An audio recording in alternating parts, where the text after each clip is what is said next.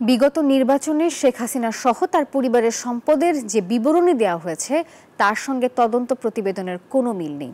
সেগুলো অধিকাংশই গোপন করা হয়েছে বলে জানিয়েছেন দুদক চেয়ারম্যান ডক্টর মোহাম্মদ আব্দুল মোমেন।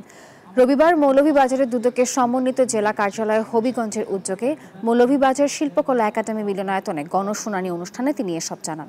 শেখ হাসিনার সম্পদের অসঙ্গতি নিয়ে আইনি পদক্ষেপ নেওয়া হবে বলেও জানান দুদক চেয়ারম্যান।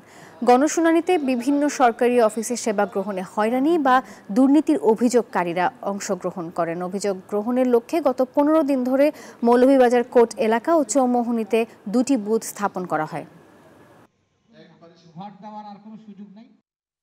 সাবেক প্রধানমন্ত্রী, তার সন্তান এবং তার ভগ্নী এবং তার সন্তান, তাদের বিরুদ্ধে মামলা দায়ের করা হয়েছে এবং আরও একটি বা দুটি মামলা অনুসন্ধানাধীন রয়েছে। নির্বাচনের সময় তিনি যে সম্পদ বিবরণী দিয়েছেন, তার ট্যাক্সেশনের ট্যাক্স রিটার্নে যে সম্পদ বিবরণী দেওয়া হয়েছে এবং আমরা যা পেয়েছি তার মধ্যে আমরা তুলনামূলক পরীক্ষা করে দেখছি যে তাতে সম্পদের পরিমাণ অনেকাংশে গোপন করা হয়েছে।